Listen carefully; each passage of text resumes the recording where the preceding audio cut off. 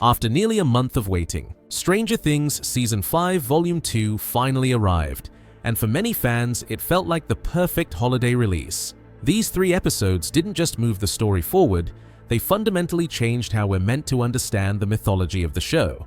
In this video, we're breaking down the ending of Volume 2, explaining what the Abyss really is, going over Carly's secret plan and why it's so disturbing, unpacking Vecna's true objective, and discussing where all of this leaves us heading into the final episode.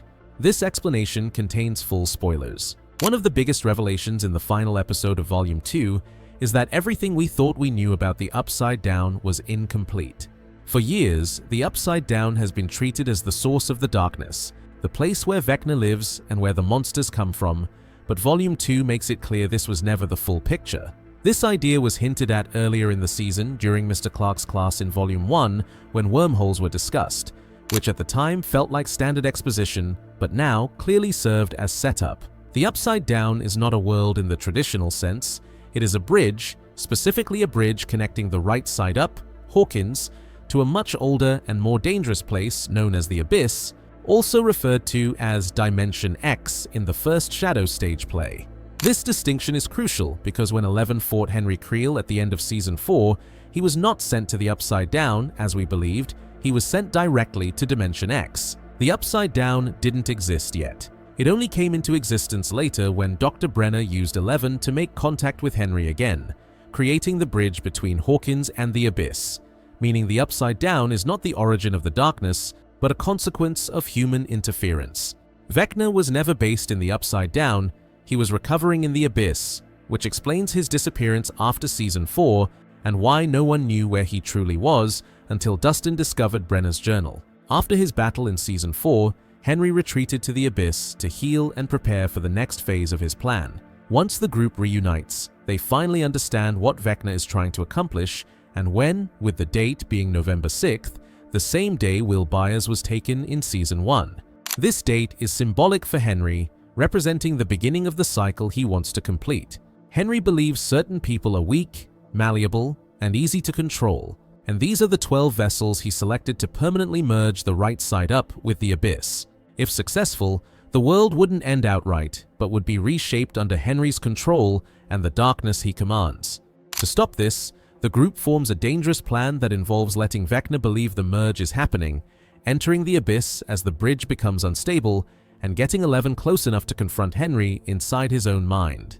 The goal isn't just to kill Vecna, but to destroy the bridge entirely, which is held together by exotic matter. If that exotic matter collapses in on itself, the barrier breaks, the bridge is destroyed, and the Upside Down ceases to exist permanently, severing the connection between Hawkins and the Abyss for good, something that has never been done before.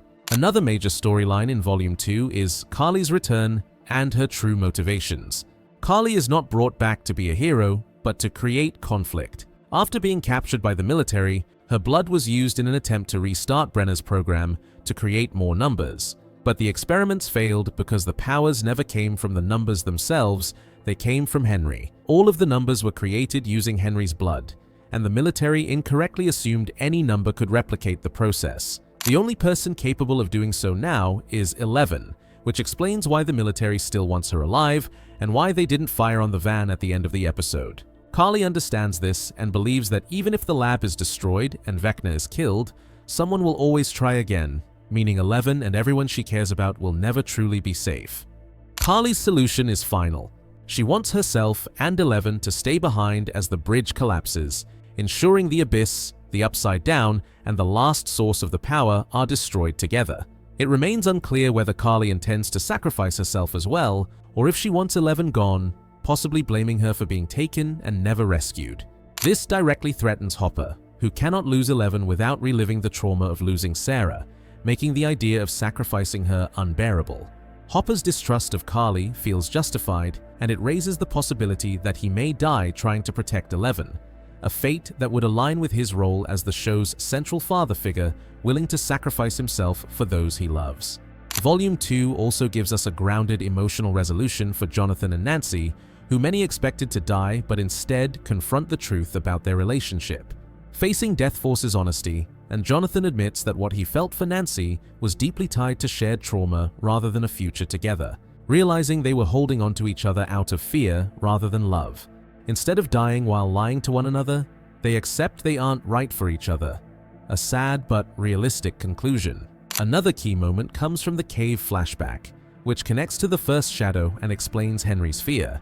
After opening the box, Henry was exposed to technology that sent him into the abyss, where he encountered the Mind Flayer and the darkness entered him, making him the first vessel long before he chose others. He was gone for 12 hours and returned changed, believing he had killed the people he cared about, including his sister and mother. The scientist firing at him fled Brenner's project, marking the moment Henry Creel ceased to exist, and Vecna was born, which also explains why Vecna uses the loss of family to break his victims. Volume 2 clarifies that Max didn't escape Henry's mind through music alone, but through emotional connection, with Lucas's love creating a path back to her body. For Holly, identity was the key, as being told she mattered and that she was a hero allowed her to escape before Vecna reclaimed her. While some viewers may prefer Volume 1 due to its tighter pacing, Volume 2 still delivers standout moments such as Vecna revealing himself to Holly, the tense Demodog hospital ambush, and the emotional use of "When it's cold, I'd like to die" during Max's return, echoing Season 4. Will's coming out scene is handled with care, and Vecna exploiting Will's fear highlights a more personal form of evil. Volume 2 ends with clear signals of what's coming next, including the grandfather clock, the candles, and the implication of the Mind Flayer's return. The final episode is shaping up to take place in the Abyss itself, with Eleven and Will standing together against Vecna and Carly's plan threatening to force an irreversible sacrifice. If you enjoyed this breakdown and want more Stranger Things Season 5 coverage, please make sure to subscribe so you don't miss the finale explanation. Let me know your thoughts on Volume 2 in the comments, and I'll see you in the next video.